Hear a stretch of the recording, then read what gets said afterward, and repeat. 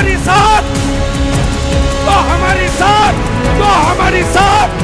No need সংখ্যালঘু মোর্চা, অর্থাৎ সংখ্যালঘু মোর্চার প্রয়োজন নেই। ভরা সভায় সাফ জানিয়েছিলেন রাজ্যের বিরোধী দলনেতা শুভেন্দু অধিকারী।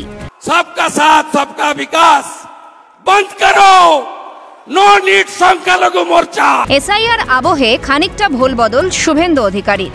শনিবার সাংবাদিক সম্মেলন করে তিনি বলেন, বাংলায় বিজেপি মুসলিম ভোট পায় না।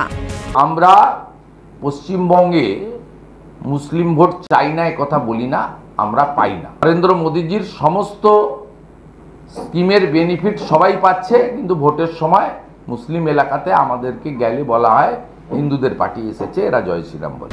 শুভেন্দু অধিকারীর এই মন্তব্যে বিতর্ক বাড়ছে বঙ্গের রাজনীতিতে।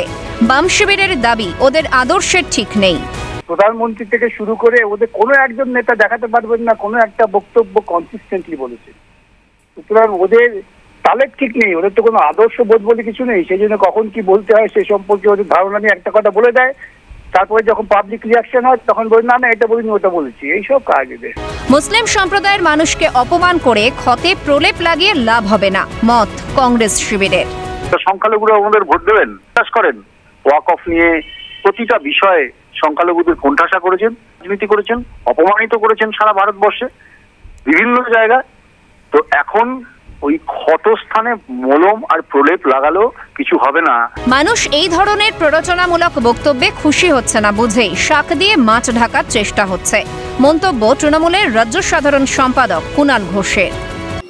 বিরোধী দলনেতা যে বলছেন, ওনারাই তো বলেছেন বারবার হিন্দু হিন্দু হিন্দু হিন্দু, ওনারা করেছেন, ওনারা বলেছেন অমুক ধর্মের বিধায়কদের বিধানসভা থেকে চ্যাংদোলা করে বার করে দেবো, ওনারা বলেছেন অমুক ধর্মের মানুষের ভোট চাই না।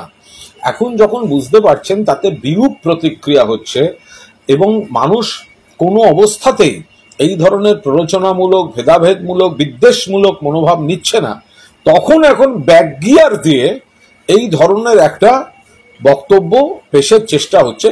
এইভাবে শাক দিয়ে মাছ ঢাকা যায় না, মুখোশটা খুলে গিয়েছে, আসল মুখ মানুষ দেখে নিয়েছে, এখন নতুন করে মুখোশ পরার চেষ্টা করে লাভ নেই।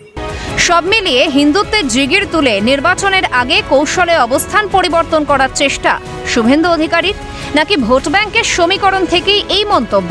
উত্তর দেবে সময়ই। ক্যালকাটা নিউজ।